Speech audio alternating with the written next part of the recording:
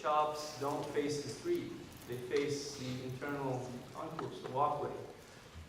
So bringing something like that and just dropping it, you know, in the middle of a downtown area is not going to do well for the life of the street. So the more successful ones, again, ended up being the ones that were sort of like a compromise, if you will, between a pedestrian mall and an enclosed mall. And I'm guessing for this one at least, many of you might have been to Horton Plaza down in San Diego. Show of hands. Not many. Okay, so I think we're going to end early so that all of you can drive down. So, it's worth it. Where is it? Horton Plaza is in downtown San Diego.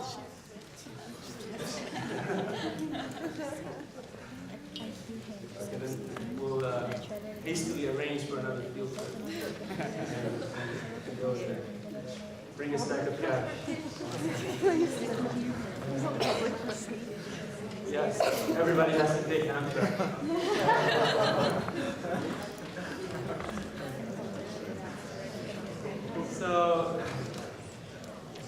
So again, if you go there, or if you want to explore virtually a little bit around the area, what you'll notice is that the pedestrian zone of that public space is not covered, right? So it kind of feels like a city street, although it's not. And the walls are not blank. The walls in Horton Plaza do sort of try to simulate, if you will, the environment around it. You do have windows, right? You do have a few shops here and there on the ground floor. So, and again, the interesting thing about these two projects, Plaza Pasadena and Horton Plaza, is that they were, you know, developed fairly, you know, in the same time frame, one after the other. One demolished, completely failed, the other still going strong. For these particular reasons, is that again it's made for a more interesting, inviting urban experience. I was wondering if the buildings on the outside, are they connected to the inside, or is it like separate? You know, I mean, some of them are fake in a way, that they don't reflect the kind of the use behind them. So you just have patterns on the walls, right? But others do reflect spaces. But the entire thing is a mall. So you know, one of these building facades, like the green one or the yellow one or the orange one, could be the Macy's. So it's a floor space that's that deep in the sense that yes, you can walk all the way and maybe look out. But some of them, some not. You know, but we applaud the effort in any case.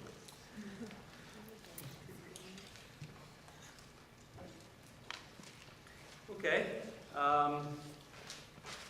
So recreation, right?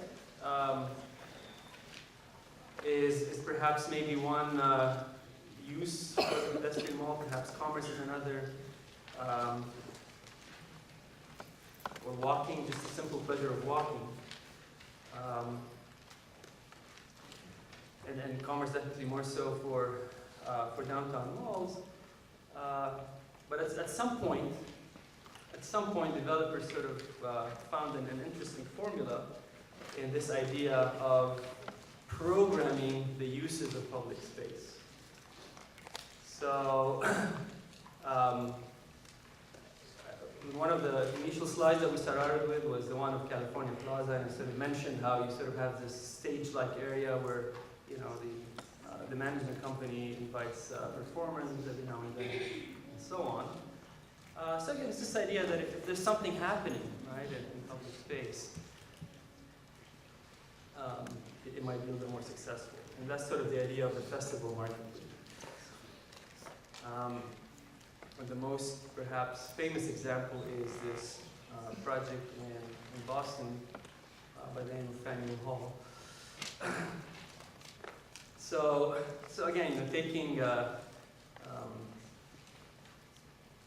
the open space around a historic market and a historic assembly hall, extending that market. So, building another structure to hold more stalls, more shops, and perhaps activating that public space around it. And so what they did in this particular case was to introduce an idea that would become very popular today in other types of public spaces, which is this idea of building kiosks in the public space. So, again, you wouldn't just have maybe the dead open public spaces of the LA Civic Mall that we saw on the earlier slide, which is just overpowering culture. But perhaps you can have smaller kiosks that can be either used as cafes or used as, again, to sell merchandise as well. So again, what's happening here, right? I mean, if you sort of want to think of a transition, if you will, between, perhaps what was going on in the suburban mall and all of these efforts of kind of reintroducing public space in the downtown of the city, maybe one way to sort of think about this is that we're, again, reintegrating the various uses of public space. So we sort of split them apart a little bit in our rush to build suburbs. We build neighborhood parks, we build malls. And what we're trying to do now, I think, and that's sort of the challenge moving forward, is how to bring all of these uses of public space back together. The social uses, the commercial uses, the recreational uses. And perhaps in some of these examples I've shown so far, the commercial uses are a little bit more overpowering, and I think our job as designers, as environmental designers, is to always keep arguing for the fact that we need to put a little bit more emphasis on some of these other uses as well. I was going to say the Embarcadero in San Francisco is a good example of like outdoor, indoor, and office use all in one. Sure. Yeah. Space.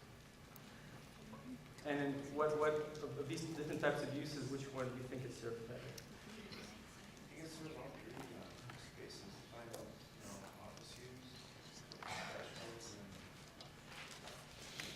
cafes, Yeah. organic farmers.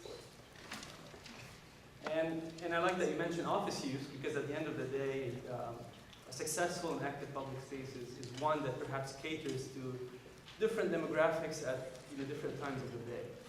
And maybe an office worker demographic could use it during the daytime.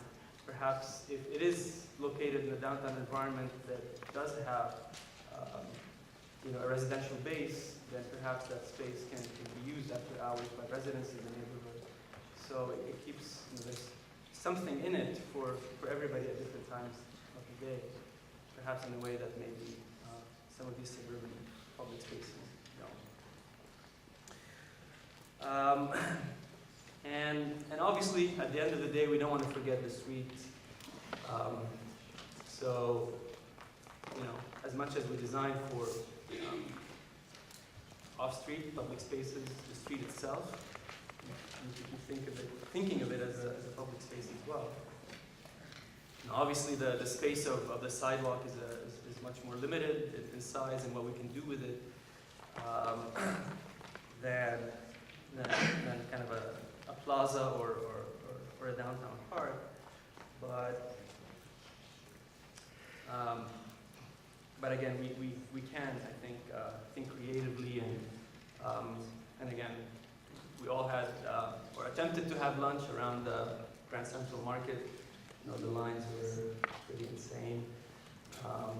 But if you walked out of the Central Market and into the $1 Million Theater, again, you saw the city's pioneering sort of attempt to use or to give back some of the vehicular lanes to pedestrians and create some outdoor dining area in front of Grand Central Market.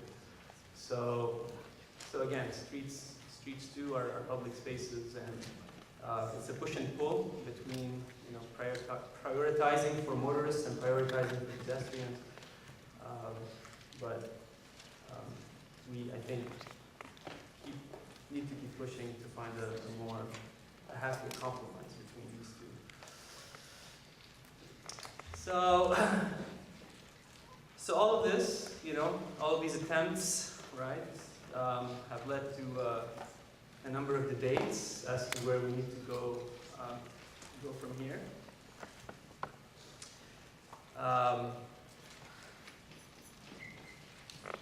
Early on, I think, in reaction to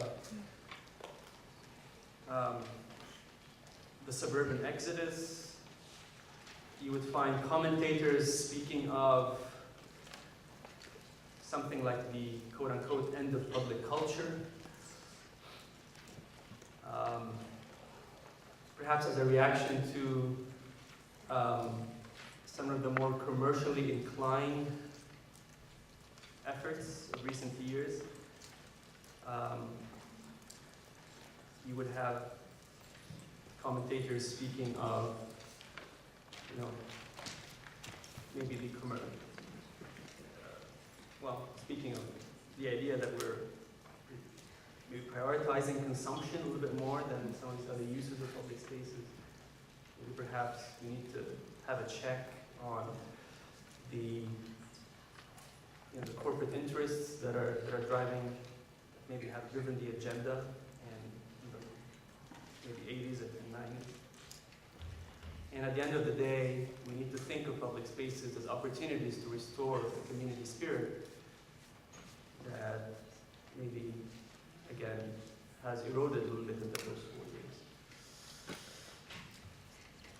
So I'm just going to go through quickly a number of slides to introduce a few more terms, and then we'll get to the gist of what I'd like to end this with today. So a lot of our public spaces are neglected. A lot of cities have fiscal issues. A lot of communities don't see the value of investing in public amenities and public infrastructure. I think this is a debate that has happened on the national level. So in the same way as we're having this debate about, say, high-speed rail, right, on the national level, and the value of federal government investing in transportation infrastructure, it's the same kind of debate that we're having at the local level on the value of reinvesting in our public realm. We do have a lot of opportunities to creatively rethink of some of our quote-unquote lost spaces.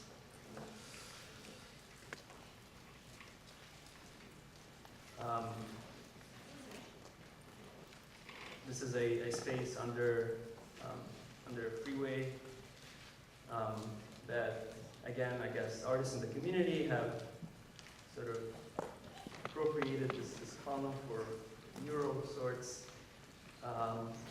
But again, our urban areas are bound with areas like these.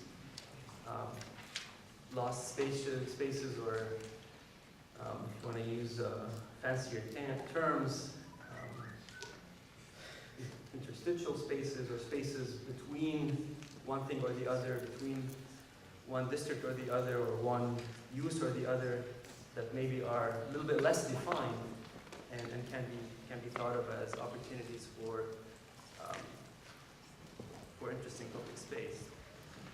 And this obviously requires that we as environmental designers